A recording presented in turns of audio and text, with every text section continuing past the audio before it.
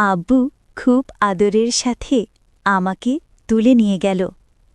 সে আমাকে বিছানায় নিয়ে গেল এবং আমার উপর একটা কম্বল বিছিয়ে দিল এবং নিজেই আমার সাথে শুয়ে গেল। আমার কিন্তু খুব লজ্জা লাগছিল।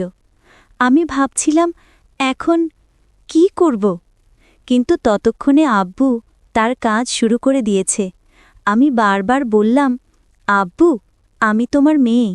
বন্ধুরা, আমার একটাই ছোট পরিবার, আমার মামা আর আব্বু।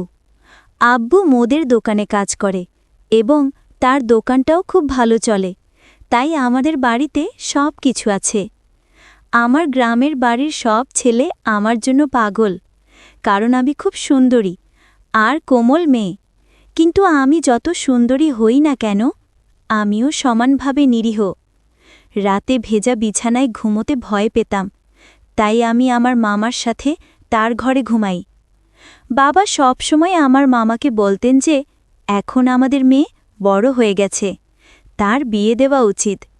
এই কথা শুনে আমি লজ্জা পেতাম।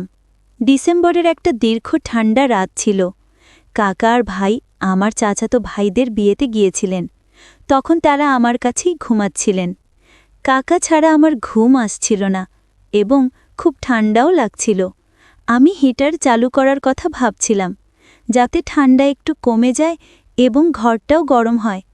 তাই আমি রান্নাঘরে গিয়ে একটা ম্যাচবক্স নিয়ে হিটার চালু করলাম। কিন্তু আমার ভাগ্য খারাপ ছিল যে রান্নাঘর থেকে ম্যাচবক্স তুলতে গিয়ে এক টুকরো তরকারি আমার গায়ে পড়ে গেল এবং তরকারি আমার জামা কাপড়ে পড়ল। খুব রেগে গিয়েছিলাম যে খুব ঠান্ডা আর সেই তরকারির উপরেও আমার জামা কাপড়ে পড়ল।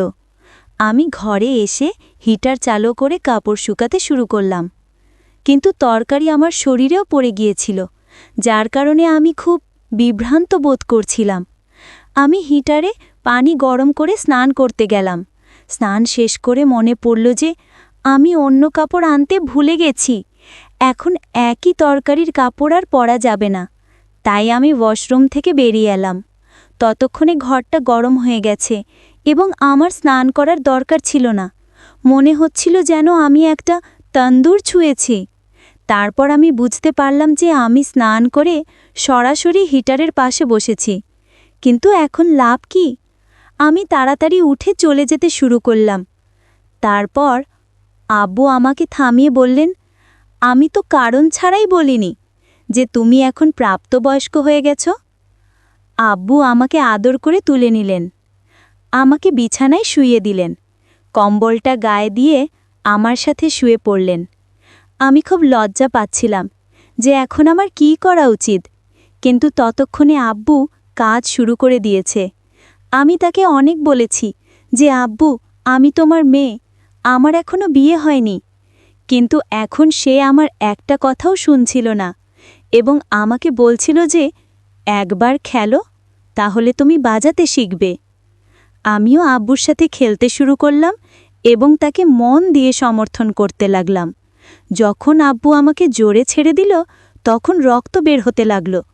আব্বু খুব দ্রুত খেলছিল, কারণ সে একজন বৃদ্ধ খেলোয়াড় ছিল, কিন্তু আমি কখনো এমন খেলা খেলিনি, তাই আমি খুব ক্লান্ত ছিলাম। যখন আব্বু খেলতে খেলতে ক্লান্ত হয়ে পড়েছিল, তখন আমি স্বস্তি পেয়েছি। তখন আমিও 2-3 বার স্বস্তি পেয়েছি, কিন্তু আমি বুঝতে পারিনি কখন আমার ভাই বাড়ি ফিরে এসে আমাকে আর আব্বুর ঘরের কাজকর্ম দেখছিল। এবার আব্বুও ক্লান্ত হয়ে ঘুমিয়ে পড়ল আর আমিও ঘুমিয়ে পড়লাম।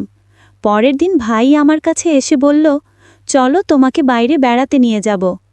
রাতে আব্বুর কারণে আমি খুব ক্লান্ত ছিলাম, তাই রাজি না হয়ে আব্বু আর ভাইদের জন্য নাস্তা বানাতে লাগলাম। নাস্তার পর আব্বু দোকানে গেল। তখন ভাই আমাকে আলমারি থেকে আমার কাপড় বের করে শুকাতে বলল। আমি ভাইয়ের কাপড় বের করতে গেলাম।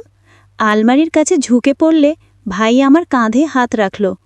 আমি বললাম, ভাই তুমি কি করছো?